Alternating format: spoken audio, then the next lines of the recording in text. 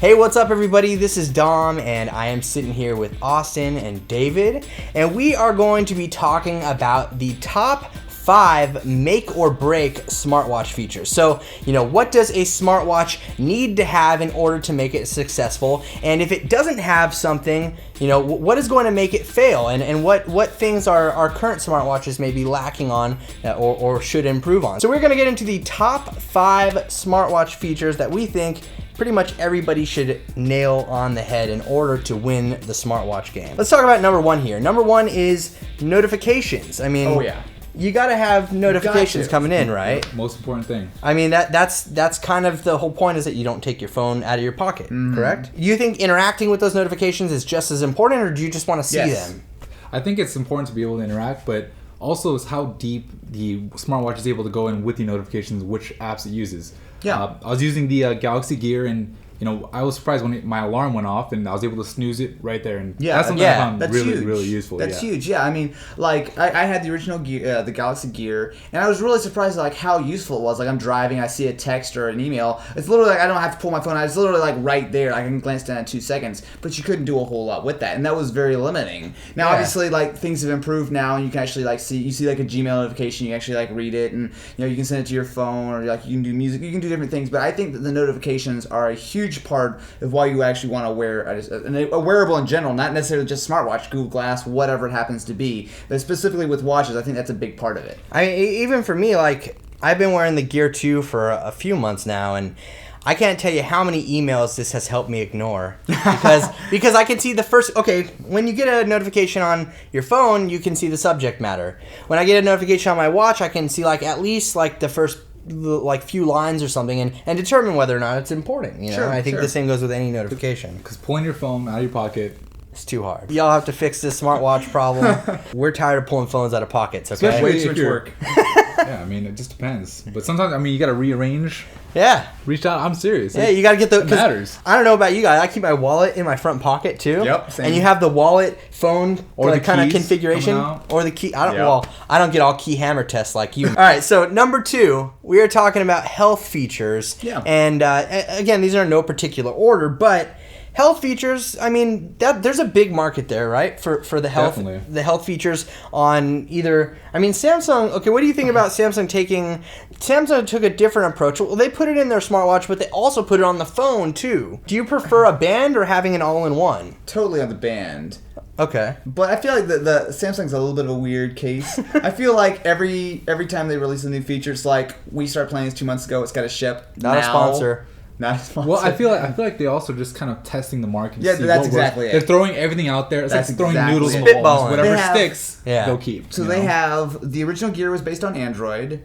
They have a new Android wearable Android. What's it called? The Gear Live. Gear Live, which Samsung is also Gear based Live. on Android, and they have their own Tizen Yes. based. But So they've definitely tried a ton of things. The truth is, using that, I used both Galaxy Gears, and there really wasn't a noticeable difference. No, it felt like not Android, at all. So I don't really care whether they're using Tizen or Android. So with the health stuff, we would rather have it in a band form or a watch form than on a phone anyway.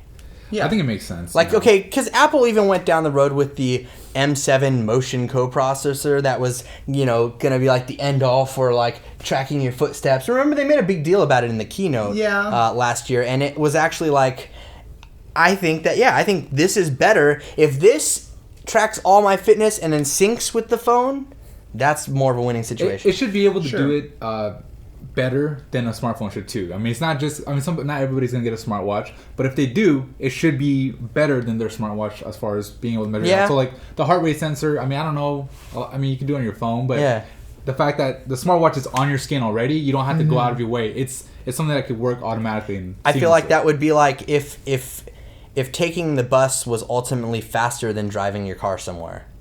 Maybe that wasn't making sense, but whatever. Number 3, we are talking about a big one in my book, battery life. Yeah. Now, this is very interesting, though, okay? So let's start from basics here. Pebble smartwatch, right? Had 5 to 7 days of battery life. And that was an issue for people. People were like, oh, that's ridiculous. I don't want to... When it first came out, remember? People were like, this is crazy. I'm not going to charge a watch every week. That's just so stupid, Yeah.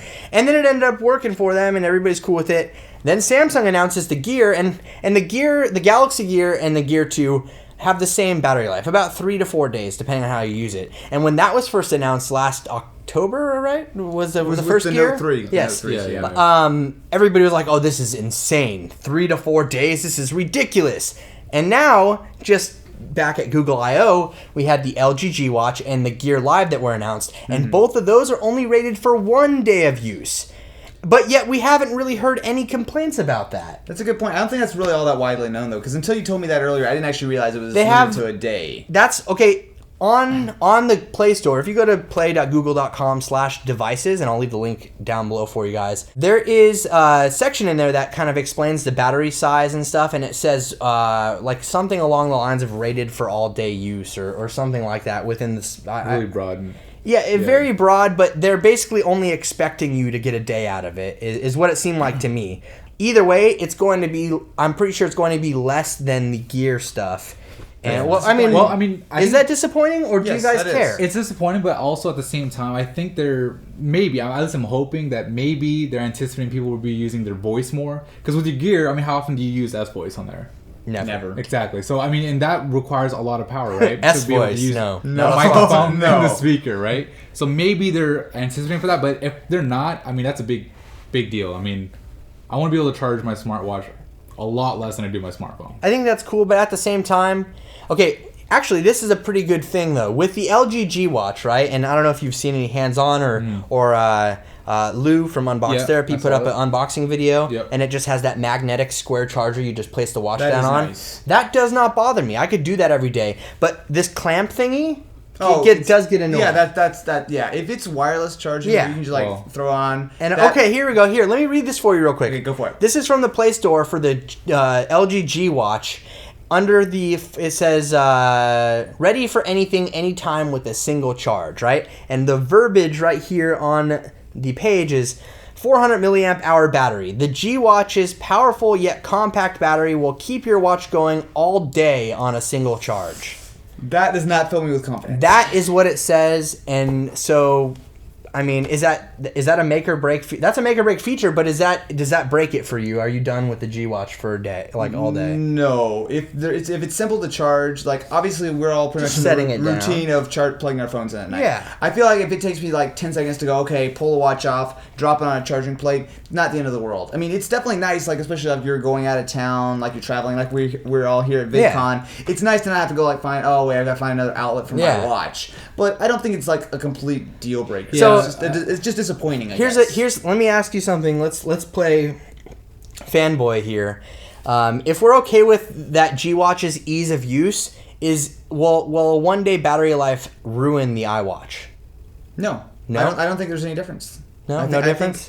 Because everybody seems to expect so much more out of that device. You know what I mean? Yeah, it is being hyped. There's so much more of a high expectation out of the iWatch than there is out of any other wearable, really. And it hasn't even been announced. We don't even know if it's real, to be honest. I think that's what makes it so, Well, it was like the iPad. There were tons of tablets before the iPad. It was massively hyped, and it turned out to be, everyone was like, what? It's just iOS blowing up to a giant iPod Touch. But then people kind of started to get it. And I think that we'll see if Apple's able to do the same thing with the iWatch. I mean, it might be this massively underwhelming thing, and all of a sudden people start using it and go, oh, actually, maybe this is actually how it's supposed to go. But who knows? It's not out. It's like you said, it's just this it's this rumor thing that we think is coming out, but until it shows up, until Tim Cook walks out and goes, hey guys, I've got an iWatch. Hey guys, this is Tim. Coming in at number 4, we are talking about design, which I think is a very important factor here. And I'm going to ask you guys each a question about this. Round or square? Go. Round. Okay, everybody's round on design. Obviously, we want something to be low profile, sit near our wrist. We want it to be comfortable. And obviously, we want it to be round. So, Moto 360 is a win for almost all those categories. I can't speak for how thick it is because I haven't seen it in person. People can say whatever they want, but at the end of the day, it's going to be how big of a profile it is on your wrist is going to determine how big your wrist is. And you know what I mean? Like, because if your wrist is really small, the Moto 360 or any watch could look huge on it. Yeah. I mean, I like big watches, so What's the most important aspect of design for you from a smartwatch? Personally, I mean, I wear watches that look good. You know, I mean, when I wear a watch naturally, it has to look good. And that's what I want out of a smartwatch. Obviously, a smartwatch has functionality, and that's why I'm willing to sacrifice a little bit of style. But if you could have both, I mean, that's, I think, a winning formula. Yeah. I think style's a big one for me. I don't like, one of the things with the gear is it looks kind of nerdy, right? Like, it's got a camera. Looks a little nerdy, yeah. It's a little bit much. It's big. Looks a little it's nerdy. a huge screen. The Moto 360 looks classy. That looks like something I could wear to a nice dinner. I could wear it, just walking around, hanging out. That's one of the big things for me, is because, I mean, you look at something like, and this is kind of unrelated, but you look at Beats. They're headphones, but they're also a fashion statement. And I feel like a watch is a very similar thing, where a lot of people, you've got a smartphone, it tells time. Somebody knows I'm a nerd when they see me with this. Exactly. Whereas with something like a round, like Moto 360, I feel like that's a little bit more of a, yes, this is functional, but also it looks nice. And I definitely appreciate. So it's the difference between like coach and business class. Yeah, I'll go with you on that one. Okay. The last thing that we're going to talk about, this is the 5th most important feature for your smartwatches, in no particular order, of course, is control. And now there's a few different methods of control here, and I want to find out what's most important to you guys. Okay, so this is a touch screen, right? We have a touch screen on this watch. The Pebble uses button navigations. There are 3 buttons on the side of a Pebble watch, and Google is aiming more towards voice control. So we have touch control, we have manual control, and voice control. Which one is going to be more important? I think, you're going to need a touchscreen to be able to interact with your smartwatch. Android Wear has that on at least most of the models so far that we've seen. Oh, yeah. So far, Yep. But the thing that I think really, at least to me, what takes a smartwatch to the next level as far as making it useful is voice control. Not necessarily just being able to tell it to open a calculator or whatever, but more importantly, being able to use Google Now, or if the Apple comes out with their watch, being able to use Siri. I mean, that's really, because oftentimes when you use a voice assistant, it usually means your hands are full. You want quick access, and something on your wrist, you can't really get much quicker than that. Yeah. I would totally agree. I feel like, the touchscreen is important. You want to be able to interact with a notification, pull up maybe some basic simple apps on the phone. But I feel like a huge part of it is you're walking along the street and you say, "Give me directions to the pizza place." Boom, done. You've got immediate directions on your watch. I feel like that's a huge, huge part of what will make any of these smartwatches successful, is having solid voice control, things like Google Now, Siri. I think that's a huge part of it. I would have to agree. I'd say, okay, the Gear watches are actually very intricate with their touch interface. There's so many little icons, and there's a freaking dialer on this watch that I can dial a phone number with. This becomes a problem because if you have big clumsy fingers, and literally it won't register taps for me sometimes because my fingers are just abnormal and I don't know how to tap things, I guess. This is a small screen though. It's a very small screen. It's a tiny screen. But I think that all a smartwatch needs is swipes to dismiss things and a microphone to control things. Yeah, pretty much just gestures and voice control.